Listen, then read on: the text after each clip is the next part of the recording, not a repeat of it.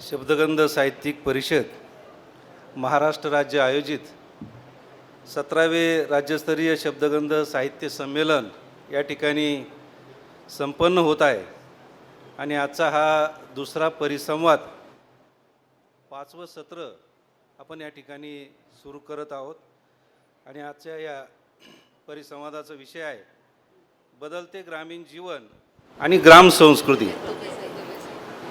या परिसंवादाचं अध्यक्षस्थान प्रसिद्ध विनोदी साहित्यिक माननीय डॉक्टर संजय कळमकर सर यांनी स्वीकारावं अशी त्यांना मी विनंती करतो। आणि आजच्या या परिसंवादामध्ये सहभागी झालेले सर्व मान्यवर यांचा मी थोडक्यामध्ये परिचय करून देतो। नगरकरांना डॉक्टर संजय कळमकर हे परिचित आहेत, महाराष्ट्राला परिचित आहेत। महाराष्ट्राचे ते हास्यसम्राट आहेत, विनोदी लेखक आहेत, कादंबरीकार आहेत, कथालेखक आहेत, चांगले वक्ते आहेत, विचारवंत आहेत आणि सध्या ते नेवासा पंचायत समितीमध्ये गट शिक्षण अधिकारी म्हणून कार्यरत आहेत। दुसरे माननीय डॉक्टर संजय नगरकर सर हे आपणा सर्वांना परिचित आहेत।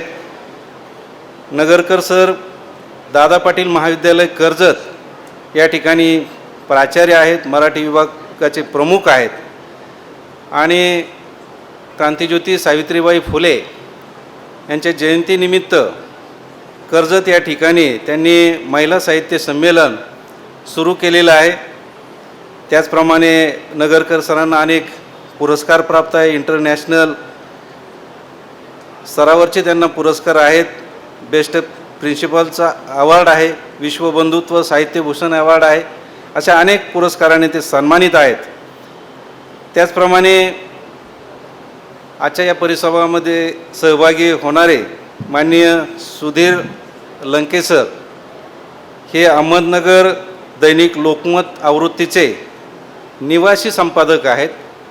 एक अभ्यासू असं व्यक्तिमत्व आहे, पुरोगामी विचाराचं व्यक्तिमत्व आहे। त्याचप्रमाणे साथी शिवाजी नाईकवाडे हे राष्ट्रसेवा दलाचे निष्ठावान कार्यकर्ते आहेत, शाहीर आहेत आणि पुरोगामी चळवळीतील एक बिनीचे शिलेदार आहेत। या ठिकाणी उपस्थित बंधू भगिनींनो, आजचा जो विषय आहे बदलते ग्रामीण जीवन आणि ग्राम संस्कृती। आपणाला माहिती आहे की 1920 नंतर राष्ट्रपिता महात्मा गांधींकडं या देशाचं नेतृत्व आलं, स्वातंत्र्य चळवळीचं नेतृत्व आलं आणि त्यांनी घोषणा केली की खेड्याकडे चला आणि स्वयंपूर्ण खेडं हे महात्मा गांधींचं एक स्वप्न होतं। आणि त्या काळात स्वातंत्र्यपूर्व काळ जर बघितला तर हे जे खेडं होतं तिथं बलुतेदारी होती, पाटील होते, कुलकर्णी होते, कारुनारू होते, बलुतेदारी पद्धत होती आणि वस्तुविनिमय पद्धतीने हा व्यवहार खेड्यामध्ये चालायचा। परंतु स्वातंत्र्य मिळालं आणि स्वातंत्र्य मिळाल्यानंतर खेड्यामध्ये आमूलाग्र बदल झाला, औद्योगिकीकरण आलं, त्याच्यानंतर नागरीकरण आलं आणि खेडं बदलत गेलं, तिथली ग्रामसंस्कृती बदलत गेली आणि त्याचे पडसाद ग्रामीण साहित्यामध्ये सुद्धा उमटलेले आपल्याला दिसतात। साहित्यामधले जे प्रवाह नंतरच्या काळामध्ये आलेले आहेत तसं पाहिलं तर स्वातंत्र्यपूर्व काळामध्ये युरोपमधील अनेक साहित्यिकांचा प्रभाव या भारतीय साहित्यावर पडलेला आपल्याला दिसून येतो। आणि आपण मराठी साहित्य किंवा ग्रामीण साहित्याचा जर विचार केला तर स्वातंत्र्यपूर्व काळामध्ये रवा दिघे असतील, ग ल ठोकळ असतील, त्यांचे समकालीन लेखक असतील, त्यांनी लिहिलेलं जर साहित्य आपण वाचलं तर थोडंसं स्वप्नवत, रोमॅन्टिक अशा पद्धतीने त्या ठिकाणी ग्रामीण साहित्यामध्ये वर्णन आलेले आपल्याला दिसतात। म्हणजे शेतीशी एकदम वास्तवाशी संबंध नसणारा, म्हणजे शहरामध्ये राहणारे परंतु गावाकडे शेती असणाऱ्या अशा लेखकांनी त्या काळातलं ग्रामीण साहित्य लिहिलं।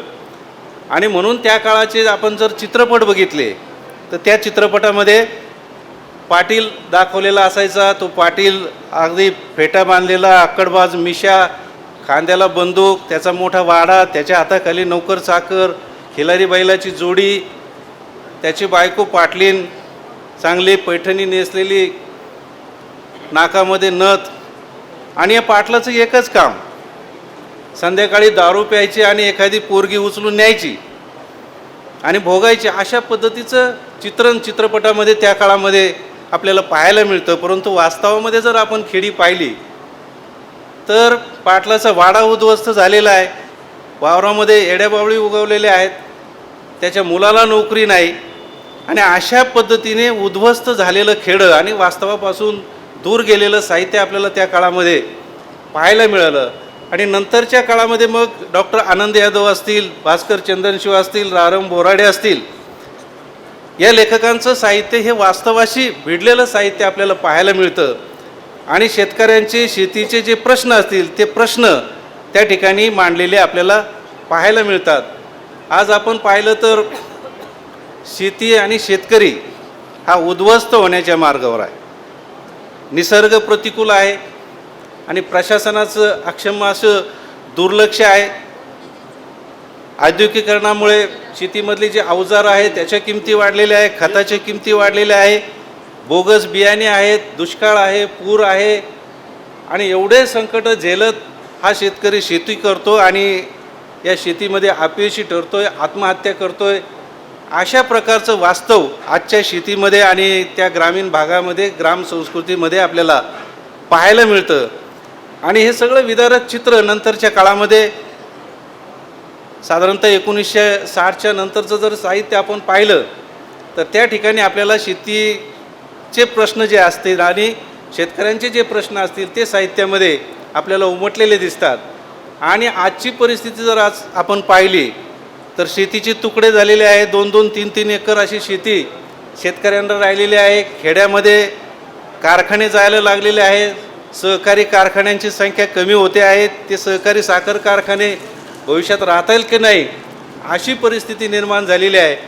आणि शिक्षण घेतलेले शेतकऱ्यांची मुलं, त्यांना नोकऱ्या नाही, डिग्री नोकऱ्या नाही, आणि नोकऱ्या नसल्यामुळे आज शेतकऱ्यांची मुलं ते लग्नसुद्धा होत नाही. प्रत्येक गावामध्ये 30-40 मुलं हे बिगर लग्नाचे त्या ठिकाणी आपल्याला पाहायला मिळतात.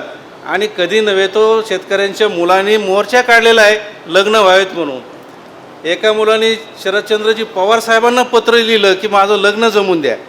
अशा प्रकारचं विदारक चित्र म्हणजे बदललेलं खेडं आज आपल्याला पाहायला मिळतं. म्हणजे सुधारणा झालेल्या आहेत, सुधारणाचा वेग शहरामध्ये आपल्याला मोठ्या प्रमाणामध्ये दिसतो, तो झपाटा ग्रामीण भागामध्ये आपल्याला दिसत नाही. आणि अशा प्रकारचं हे वास्तव आपल्याला बदलत्या खेड्यामध्ये दिसतं.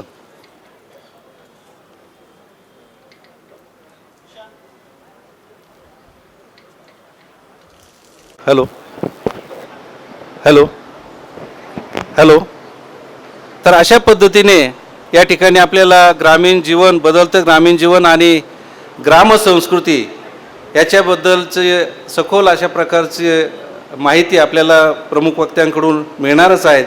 या सर्वांचं मी या ठिकाणी स्वागत करतो. त्याचप्रमाणे ज्येष्ठ समीक्षक प्राध्यापक डॉक्टर सुधाकर सेलार सर, आपल्या शब्दगंध साहित्यिक संमेलनाचे स्वागताध्यक्ष माननीय नगरसेवक सुरेशराव बनसोडे साहेब, उपजिल्हाधिकारी कवी गणेश मरकड सर, संमेलनाचे अध्यक्ष प्राध्यापक डॉक्टर संदीप सांगळे सर यांची विशेष उपस्थिती या परिसंवादाला लाभलेली आहे. त्यांचंही मी या ठिकाणी स्वागत करतो आणि माझं प्रास्ताविक संपवतो. धन्यवाद.